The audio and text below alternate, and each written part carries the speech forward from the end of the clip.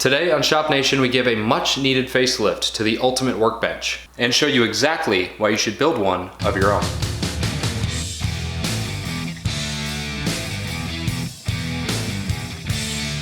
What's up everybody, I'm Travis with Shop Nation, and today we're going to talk about an essential piece of shop furniture, and that is the workbench. Now I have designed and built my own variation of this workbench, which I deem the ultimate workbench. And I know, before you say anything, I know the word ultimate is used a little bit too often here on YouTube, and I'm probably guilty of that a little bit as well. But I really do think that this is the ultimate workbench. Specifically, if you have a small shop that you need to consolidate a lot of functionality into one piece of shop furniture. I actually have an entire build series on the workbench itself, except for the frame. I actually built the frame before starting the Shop Nation YouTube channel. So if you are a Shop Nation OG, and I mean OG, because I think when I finished this workbench, I had 35 subscribers, then you will remember those build videos. Everybody else, I would recommend going back and watching those. Word of warning though, that was in the early days of me trying to figure out YouTube.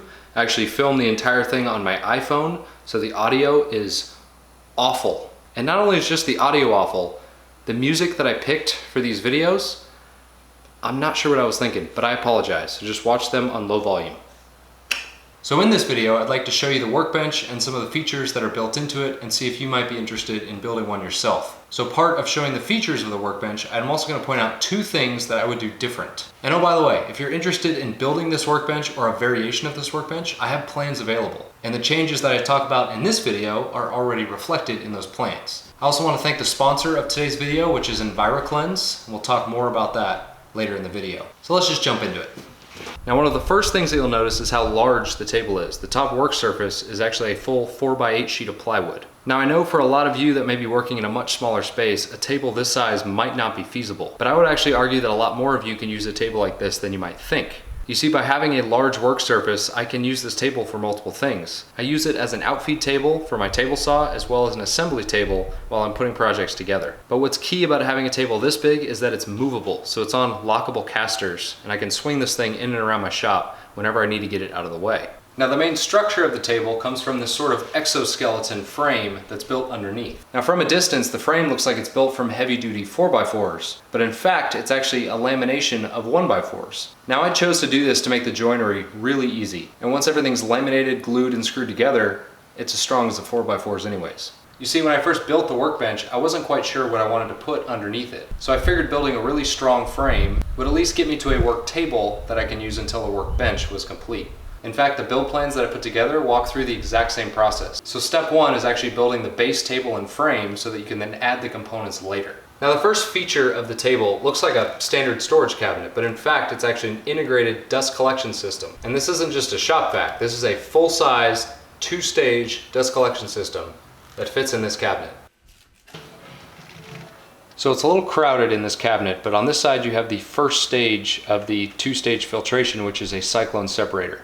Now, this is the Dust Right separator. There's a couple different brands, but this is the one that I chose to use in this build. Now, within this cabinet, you can see all of the dust collection hose, the electrical components, and all of the fittings needed to work with the 3 blast gates that are housed within this workbench. This cabinet is designed so you can easily remove the dust separator to empty it out and then replace it whenever you need to.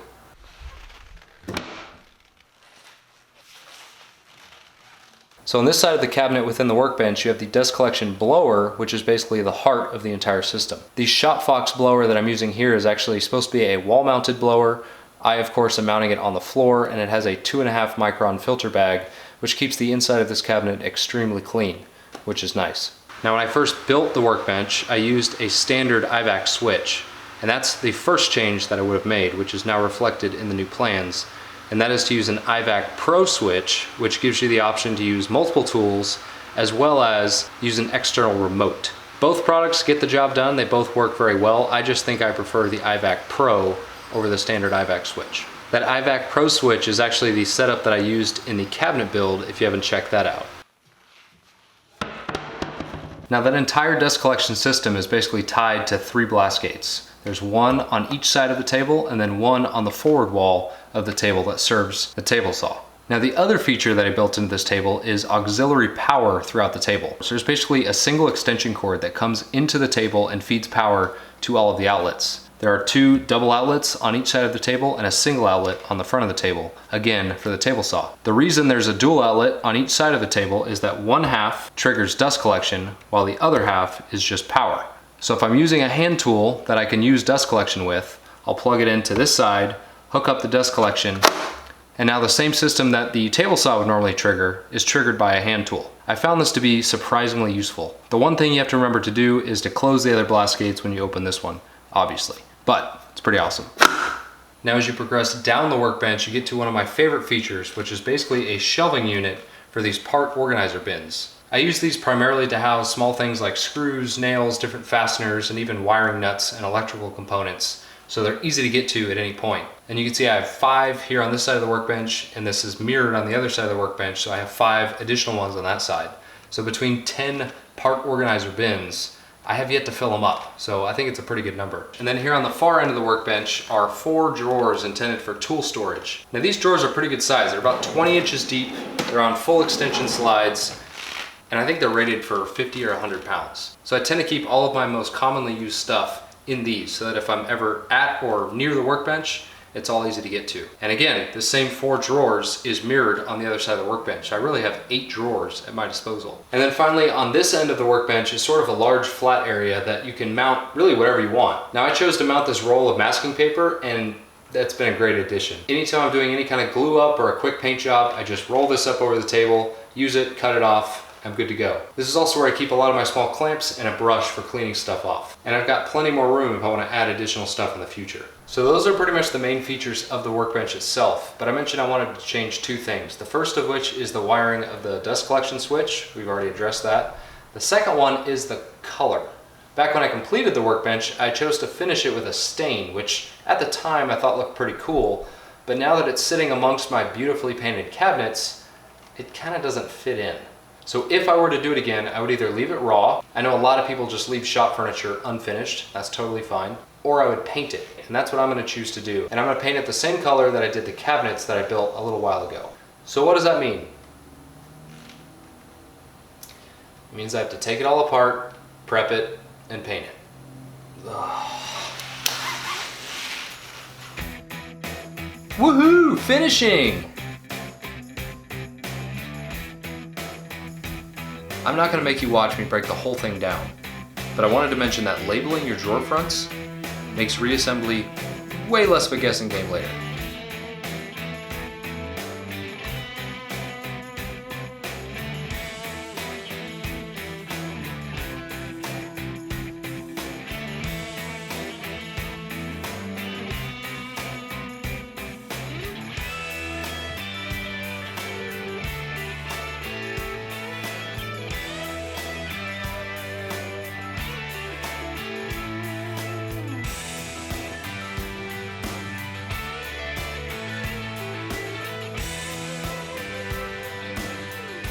Yes, this is the same trusty Graco airless paint sprayer I keep blabbing on about.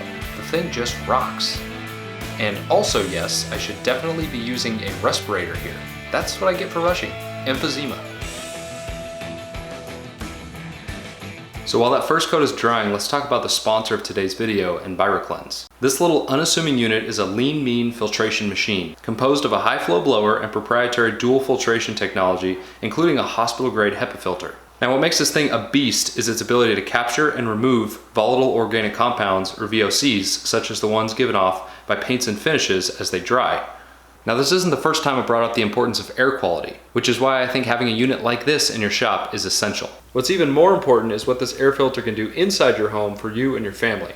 As the unit runs, it's actually cleaning the air, removing particles, chemicals, and even odors. So if, for example, someone in your family has allergies, this would be a great solution for that. I recently painted the nursery in our house, and afterwards I ran the unit for 3 days on high. Sure enough, after those 3 days, the air seemed noticeably cleaner, but most importantly, there was zero paint smell. That new paint smell or that new carpet smell is really just chemicals and VOCs, and this does a great job at handling that. So if you'd like to learn more, head over to the EnviroCleanse website. And if you do decide this would be beneficial for you or your family, be sure to use the code SN10 for 10% off of your order.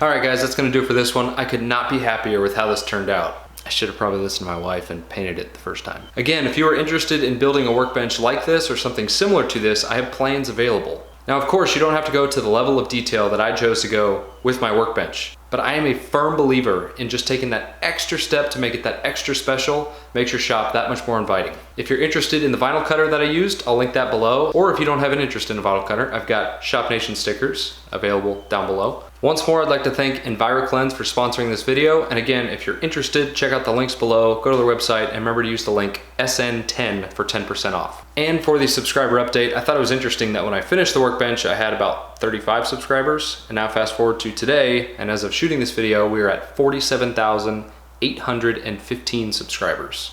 And it only took that long for me to get around to making plans for the workbench. All right, so thanks again for watching. If you liked the video, please give me a like, consider subscribing. And if you didn't like the video, I don't know why you're still watching. I will catch you all on the next project. And as always, keep pursuing shop greatness.